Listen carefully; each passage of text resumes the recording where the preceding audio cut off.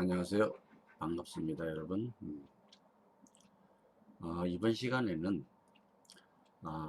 세상을 바꾸는 언어 민주주의로 가는 말과 글의 힘이라고 하는 책에 대해서 이야기를 하겠습니다.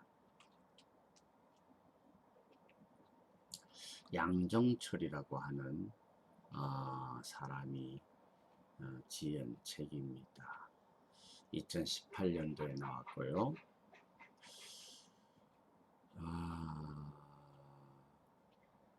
이제 지금의 현대 사회에서 제일 중요한 것이 뭐라고 생각하십니까?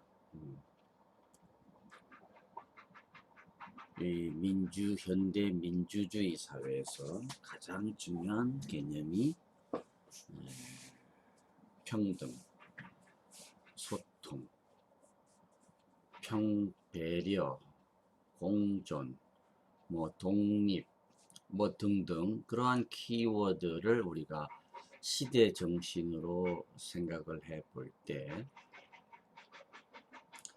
말과 글의 중요성이 더 한층 강조되는 시점입니다. 지금이. 자, 그런 의미에서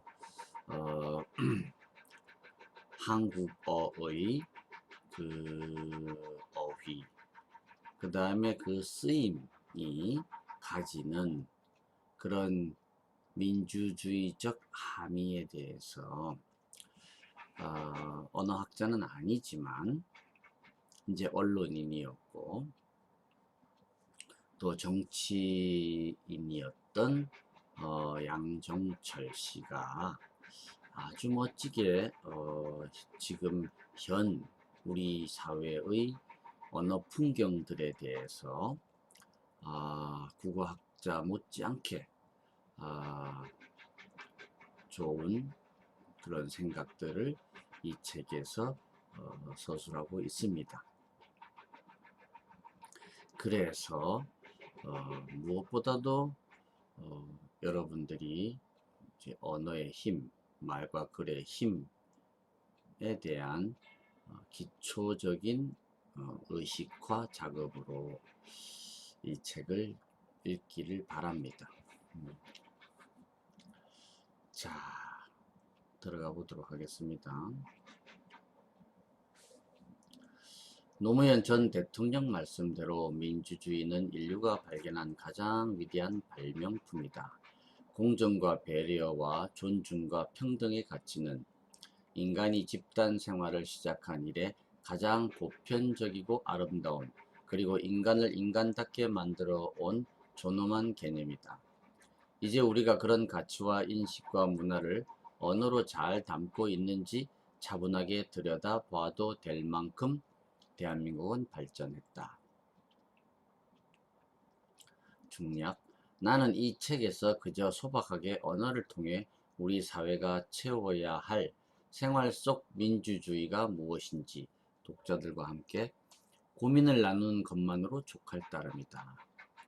또 민주주의 공화국의 한 시민의 책임 정도로 생각할 뿐이다. 민주주의적으로 말하기, 민주주의적으로 글쓰기, 민주주의적으로 소통하기, 이것이 내가 소박하게 생각하는 언어 민주주의다 라고 구쪽에 밝히고 있습니다.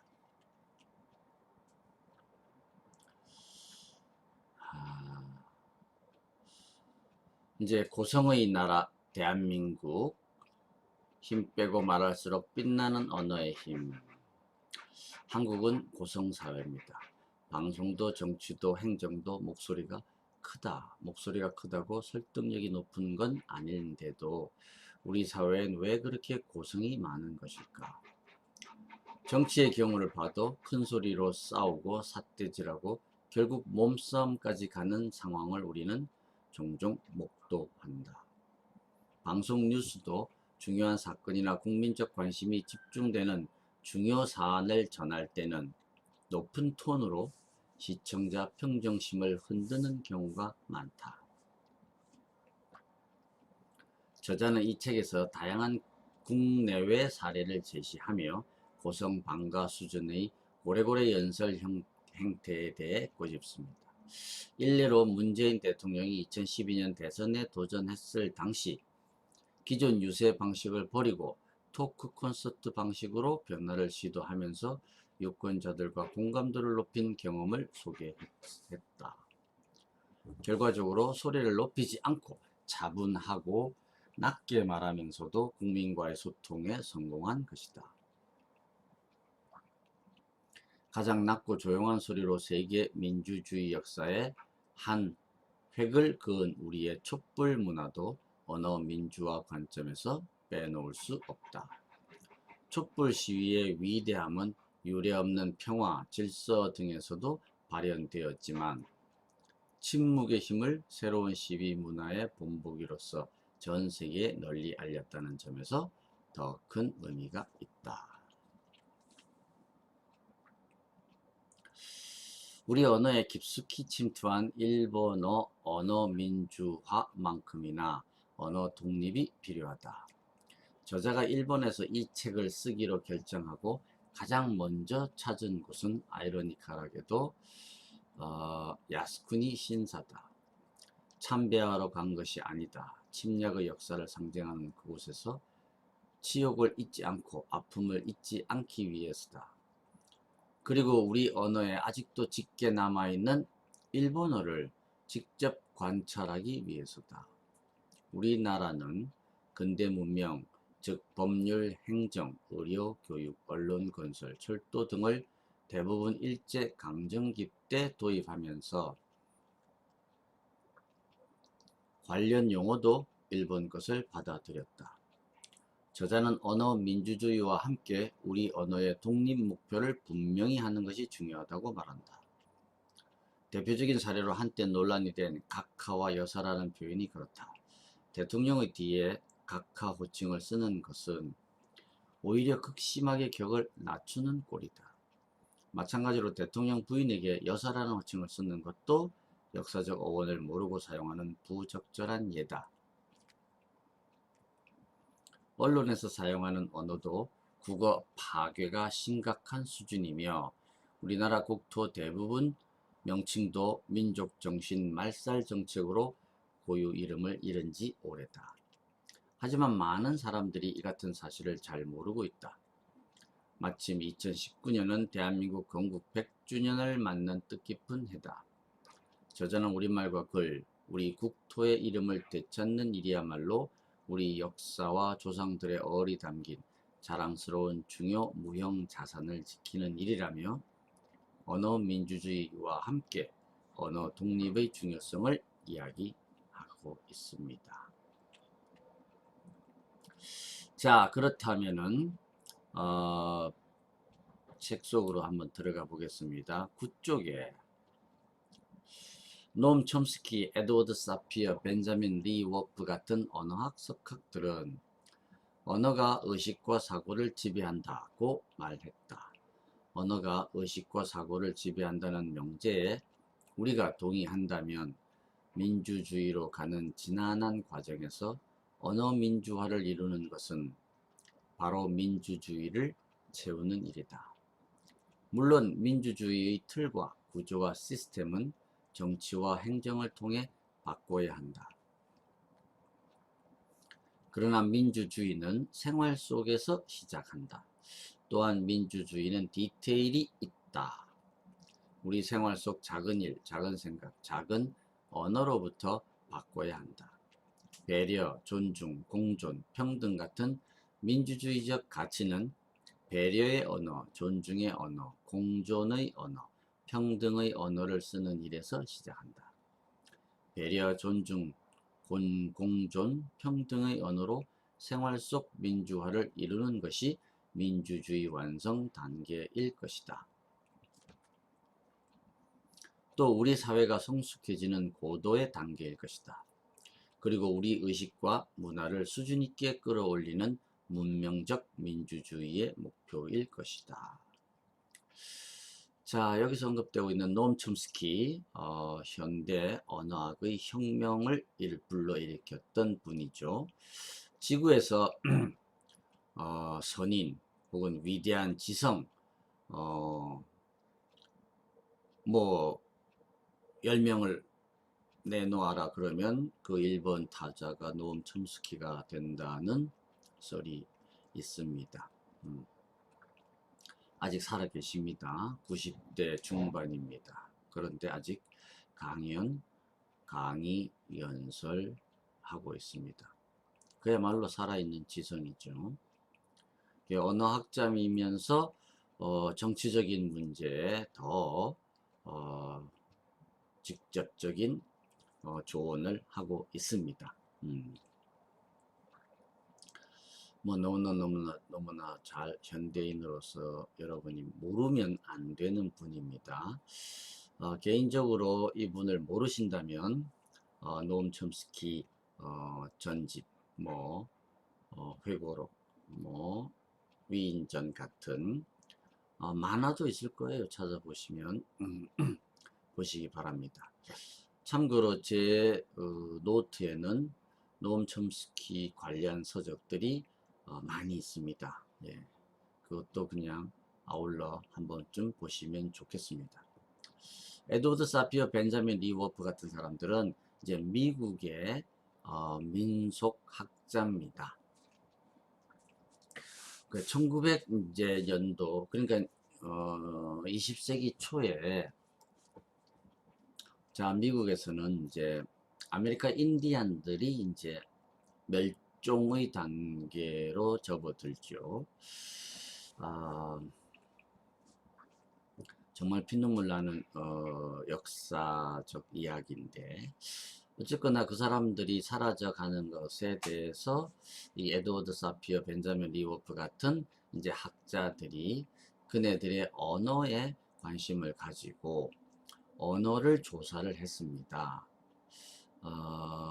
그래서 그들의 이제 인식 구조에 관심이 있었죠. 인디안들은 어떻게 세상을 바라보나, 어떻게 이 세상을 받아들이는가.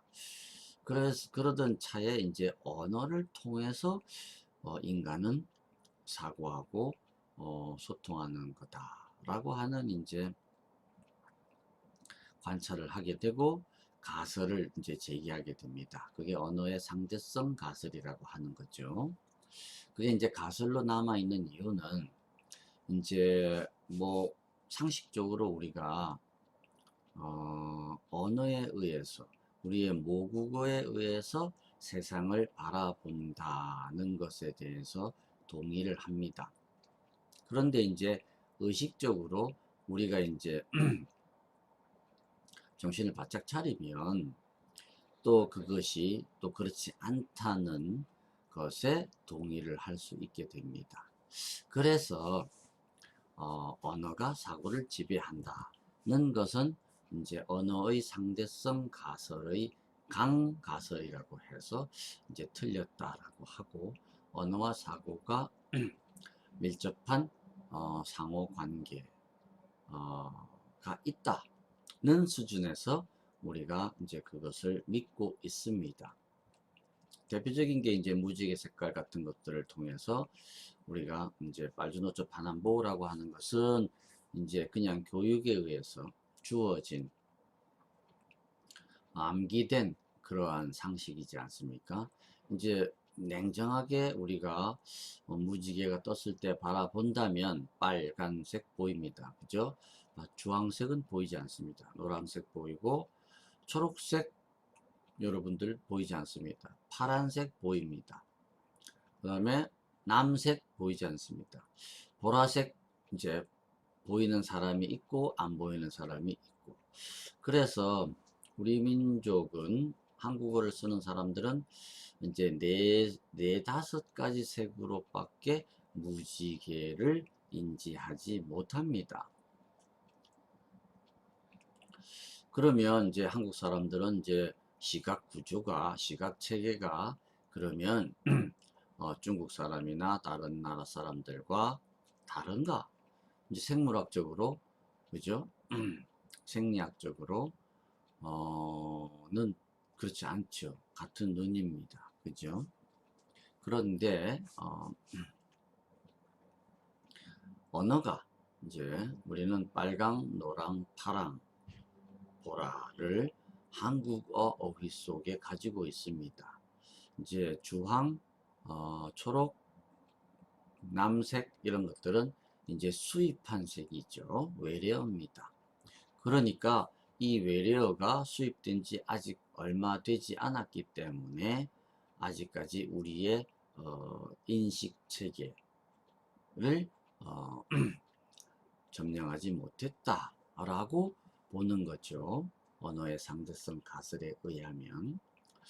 근데 이것도 변하고 있습니다. 지금 이제 초등학교 앞에 가셔서 여러분들이 길을 건널 때 아이들한테 파랑불이다 건너자 그러면 아이들은 멈칫합니다. 아이들은 초록불이다 건너자 이래야 건너갑니다. 그러면 그 아이들한테는 초록이라고 하는 그 색깔이, 그 색깔 이름이 정확하게 인지되는 거죠. 그래서 그 아이들한테는 그것이 외래어가 아니라 고유어로서 그들의 정신세계를 지배합니다. 인식을 하고.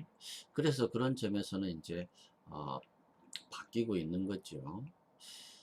어쨌거나 이제 그 언어가 의식과 사고를 지배하는 경향이 있다는 것은 우리가 그 명제에 대해서는 과학적이진 않지만은 인문적으로는 동의를 하고 있는 바입니다. 굉장히 중요한 부분입니다. 많은 논란이 있었고 100년 넘게 사람들이 싸우고 있는 그런 점입니다. 한번 생각을 해 보십시오. 여러분들도 이 지점에 있어서. 자, 그래서 우리가 어떤 단어를 가지고 있다, 가지고 없다는 것은 그 단어가 반영하고 있는 그 세계상을 제대로 인지한다, 못한다는 것과 직접적인 관련이 있기 때문에 우리가 그 용어, 단어의 쓰임에 대해서 민감하게 지금 반응을 하고 있는 겁니다. 자, 그걸 기본적으로 여러분들은 이제 언어의 이해 시간에 많이 배우셨을 겁니다. 이제 상기하시고, 준비를 이제 머릿속에 이제 그걸 이제 떠올리시고 있으셔야죠. 예. 이제 프라이밍이라고 하는데, 그것이 이제 그 뉴런이 파이어 될 수 있도록 이제 띄워 두셔야 됩니다. 이 책을 1년 내내. 자, 11쪽으로 가겠습니다. 그분이 서거 며칠 전 내게 건넨 마지막 말은 양비는 먹고 살 방도는 있는가 였다. 죽음을 결심한 분이 일체 내색하지 않으시고 마지막 순간까지 참모들 걱정을 한 것이다. 이 책은 깨어있는 시민으로 이렇게 열심히 살아가려 발부둥치고 있다는 그분을 향한 나의 안부 인사이기도 하다. 노무현 대통령이 부디 그곳에서 편하셨으면 좋겠다. 2018년 1월 도쿄에서 많은 이들을 그리워하며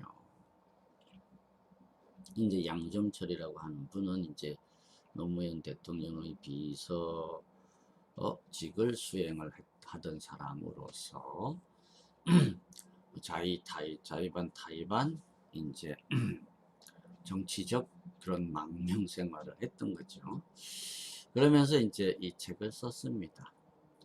양비는 양비서관의 준말입니다.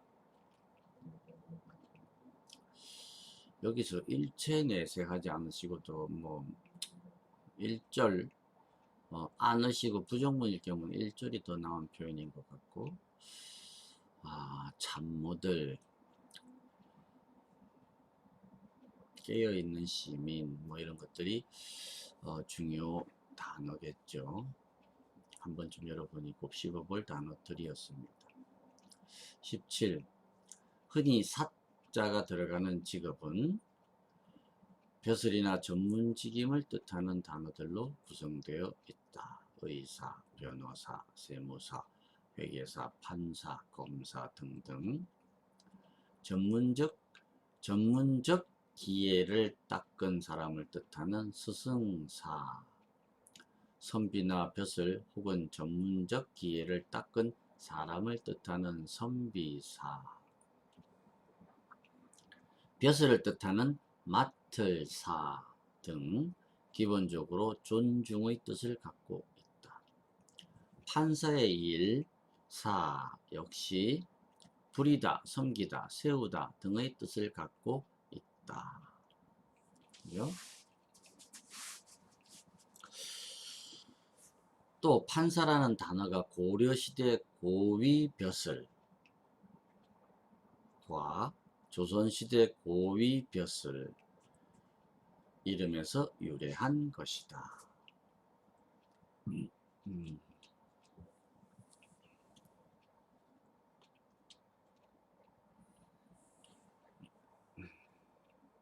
자, 이 사가 이제 한자는 다 다릅니다만은 그죠?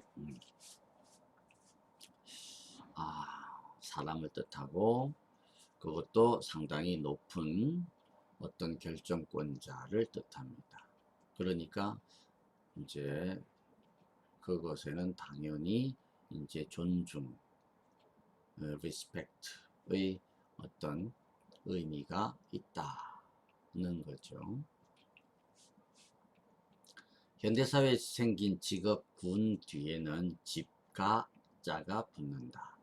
대개 사자가 공인 자격 등을 가진 직업군을 이르다 보니 자격증은 필요 없지만 민간 분야 전문 직종 냄새를 풍기는 단어로 가짜를 선호하는 경향이 있다. 반면 좀 낮게 보거나 얕잡아 보는 경향이 있는 직업군 명칭 뒤에는 예외 없이 부자가 붙는다. 지아비부, 농부, 어부, 인부, 잡부, 광부, 청소부, 우편부, 배달부, 수부, 역부 등의 명칭이 그것이다. 여기서 부자는 남편을 뜻하는 지아비가 아니라 사내 혹은 일꾼의 뜻이다. 알고 보면 우리가 먹고 사는 것은 다 그분들 덕분이다. 그래서 이제 그 직업과 관련된 어휘들에 대한 이야기를 하고 있습니다. 네.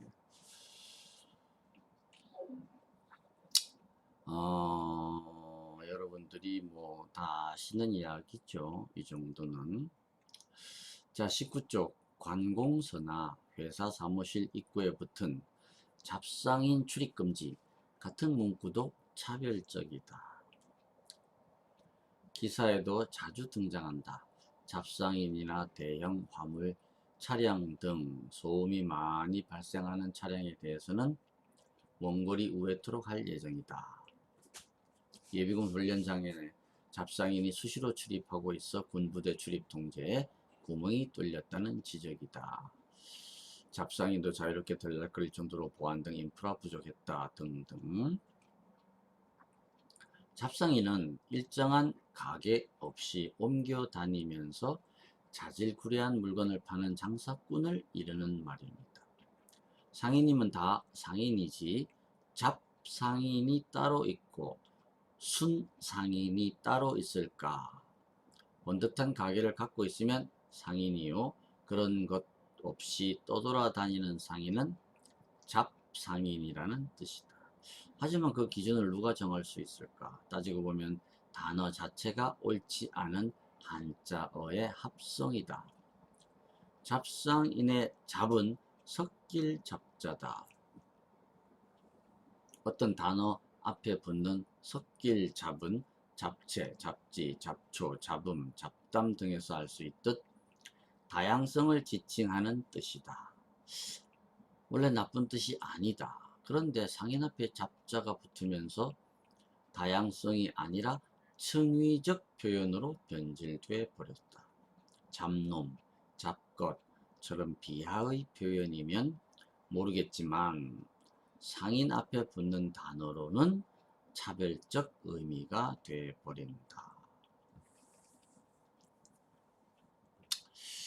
자, 그 여러분 머릿속에 지금 이제 언어의 상대성 가설을 이제 가지고 이제 상기시키면서 우리의 키워드는 이제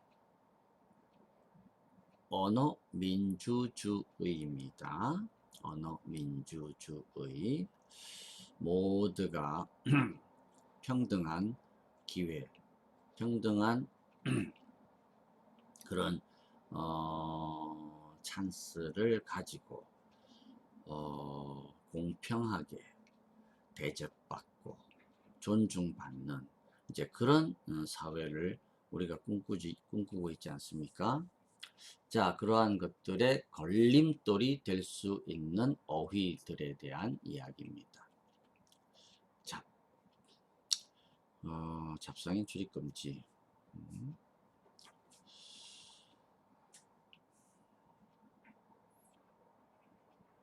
21쪽 서비스 업무를 하는 젊은이들에게는 어법에도 안 맞는 용어를 쓰게 하면서까지 과도한 서비스를 강요한다.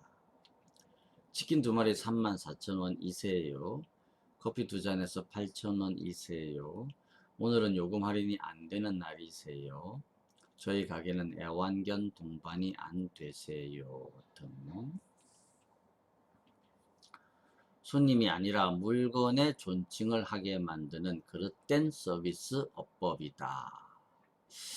자, 이게 이제 존대법의 과잉 적용이라고 하는 거죠.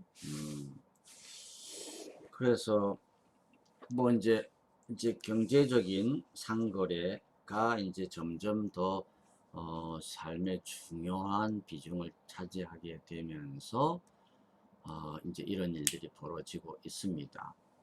아무래도 이제 일본의 영향이기도 할 것이고, 일본이 먼저 이제 그런 과도한 겸양법, 존대법을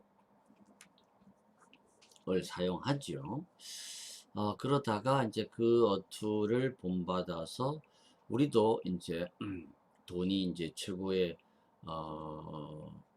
이제 우리가 좋아하는 존중하는 믿는 그렇게 신앙이 되고부터 이렇게 이런 일이 벌어지고 있습니다. 그죠? 여기서 이제 시라고 하는 이제 주체 존대 의미의 형태소들을 잘못 사용하고 있지요. 이제 과적용해서 쓰고 있습니다. 자, 그 문제는 뭡니까? 이제 그러한 것들을 자기도 모르게 이제 강요된 거잖아요. 이게 과연 그게 이제 바른가? 뭐 이런 이야기입니다. 비문법적이면서도 사실은 뭐 또 정확한 표현도 아닌 거죠. 그게. 그래서 지양해야 될 점이다 라는 지적입니다. 자, 22쪽에 2013년 뉴질랜드 집권 국민당 아론 질모어 의원 사례는 누구에게도 특별한 권리를 인정하지 않는 제대로 된 사회가 어떤 것인지 잘 보여준다.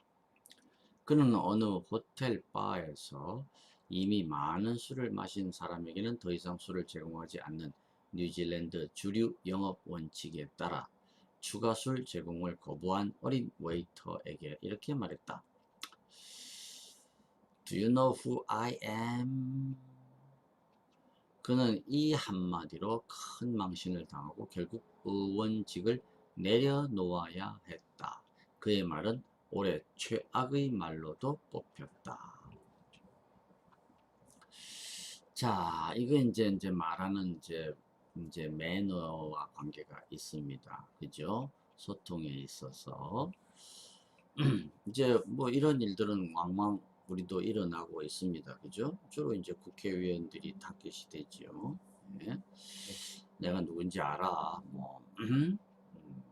그래서 항상 이제 뭐 반칙과 뭐 변칙과 반칙과 뭐 특혜와 뭐 그 속에서 산 사람들은 이제 정치과 뭐 이런 규칙에 대한 의식이 별로 없지 않습니까?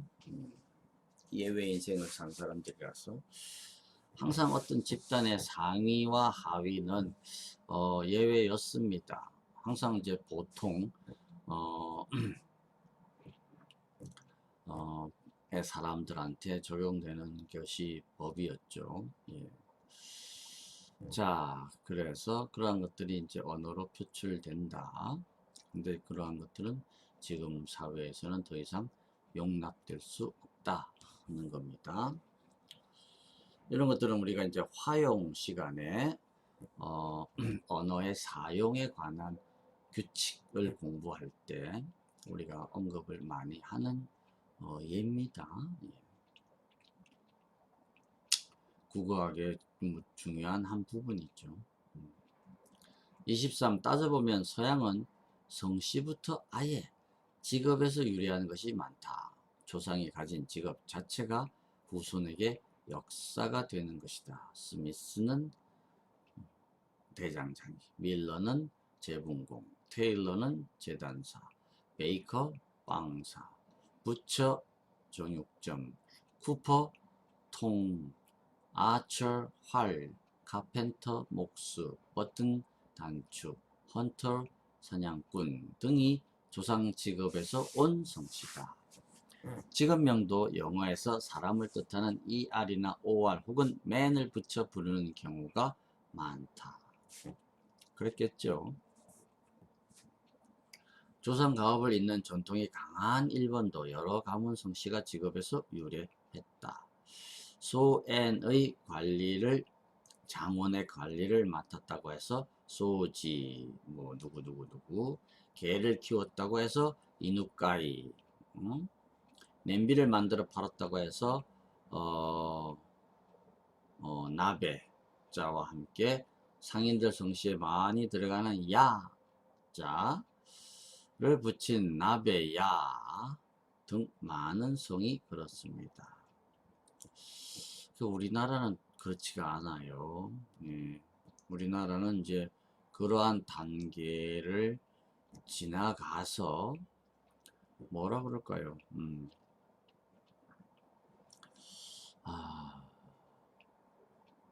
아무튼 이제 초기에는 그랬겠죠. 그러다가 이제 많이 이제 그런 옷을 벗고 탈색하고 이제 새롭게 정립된 성씨라고 보아집니다.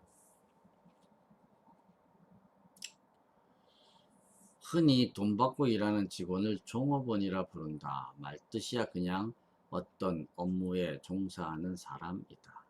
종업원의 종자는 쫓다, 시중을 들다는 뜻을 내포하고 있다. 돈 주고 사람을 채용한 사람은 사용자라고 한다. 사용자는 근로자를 고용하는 개인이나 법인을 말한다.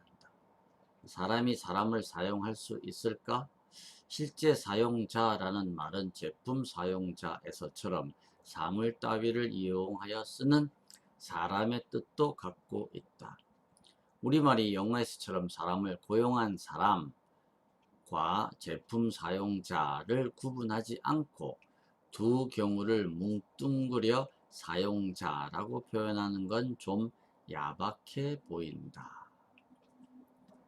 영어는 employer, employee에 반해서 user, 이제 물건을 사용하는 사람은 user, 이제 사람을 고용한 상위자는 employer 이러는데 우리는 모두 다 사용자 하니까 사람을 사용한다는 게 좀 어감이 좋지 않지 않습니까?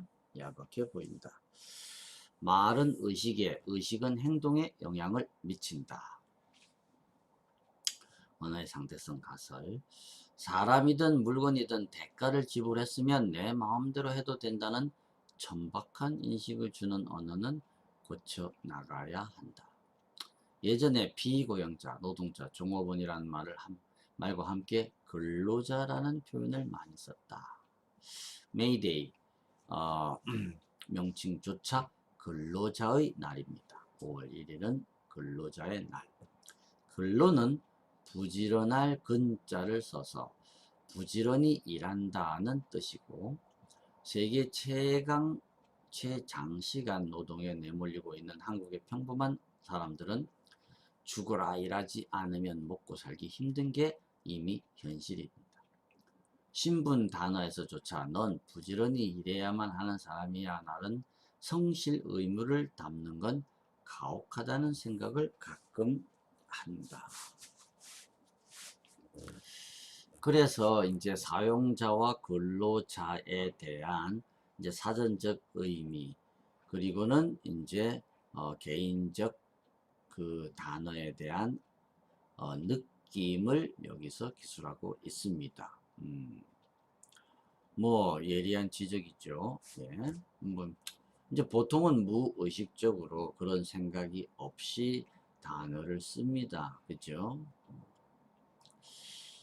하지만 이제 여러분들은 그 하나하나에 대해서 다시 한번 곱씹어 볼 필요가 있겠다 라는 겁니다.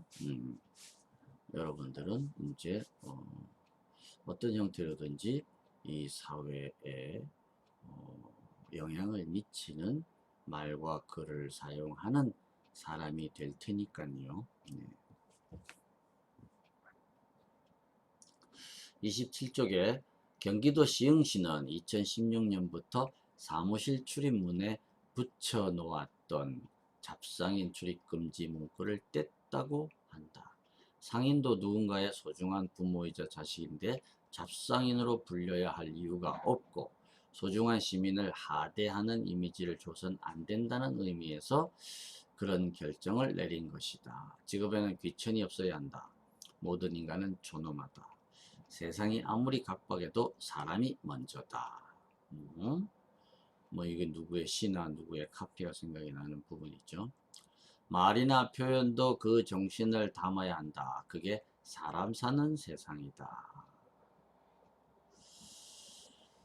자, 뭐 시흥시 상당한 선도적인 시입니다. 네. 그런 출입금지 문구뿐만 아니라 모든 문구들을 다 떼버려야죠. 사실은 상식과 뭐 그런 이제 기준이 다들 통해야 되지. 그걸 꼭 밝혀 적어야 되겠습니까? 예. 모든 뭐 저는 아주 뭐 이것에 대해서 대찬성인데 그 플래카드라고 하는 거 사실은 그 펄럭이는 것들 다 없어져야 될 것들이죠. 예. 그 다음에 이제 그 뭐 간판들도 다 사실은 정리가 되어야 될 사안들이죠. 예. 뭐 쓸데없이 갖다 붙이는 것들, 뭐 화장실에 뭐 한 발만 더 들어와라는 둥, 뭐 그런 거 있지 않습니까? 이제 모든 글자의 폭력입니다. 그런 것들이. 그러한 글자들은 없어져야 됩니다. 그리고 이제 뭐 그런 것들은 일종의 필요한 기호, 그죠? 사인, 심볼, 아이콘 이런 것들로 대체가 되어야 되지. 꼭 그곳에다가 여기는 남자 화장실이라고 하는 것을 글로 밝히어 적는 것은 굉장히 차원이 낮은 무식한 사회라고 할 수 있습니다. 예. 제발 이제 그렇게 적어서 그 벽에 이제 뭐 낙서 금지, 소변 금지 뭐 이런 것들도 웃기는 이야기 아닙니까? 예.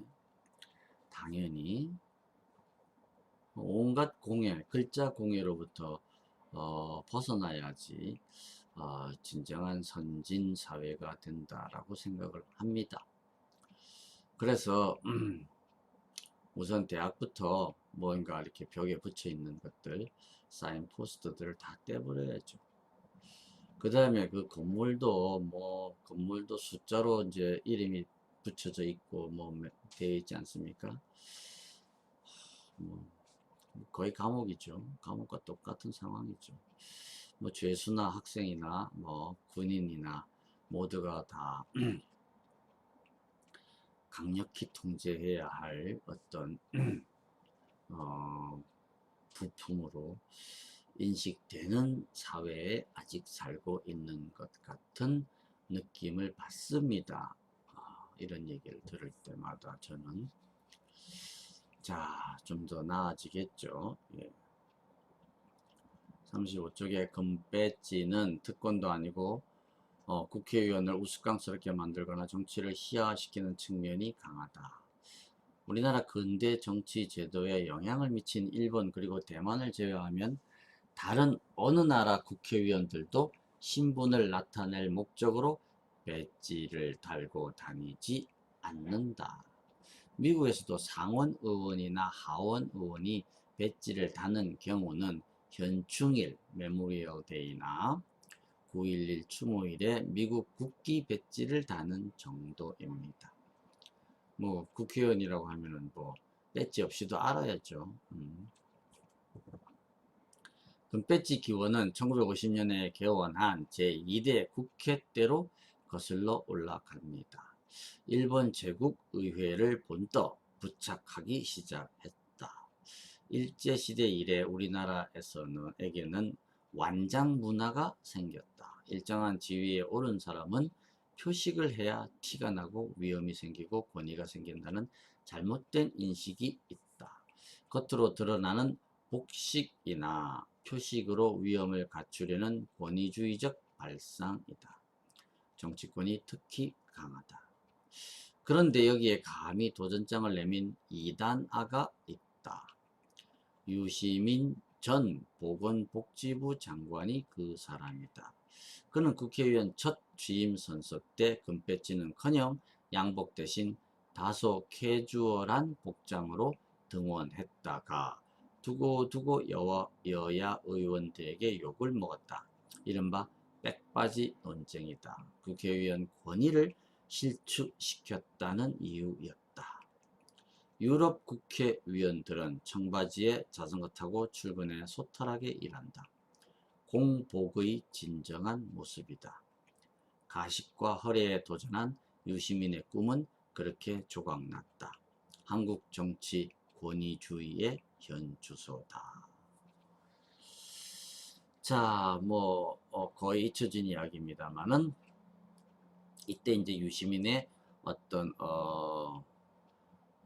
시도가 있었고, 뭐 최근엔 어떤 이제 여성 국회의원이 뭐 그런 지도를 또 했다는 이야기를 들었습니다.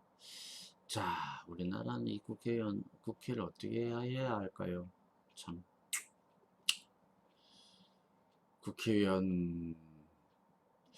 국회의원의 월급을 없애버리면 어떨까? 한번 생각을 해봅니다. 예.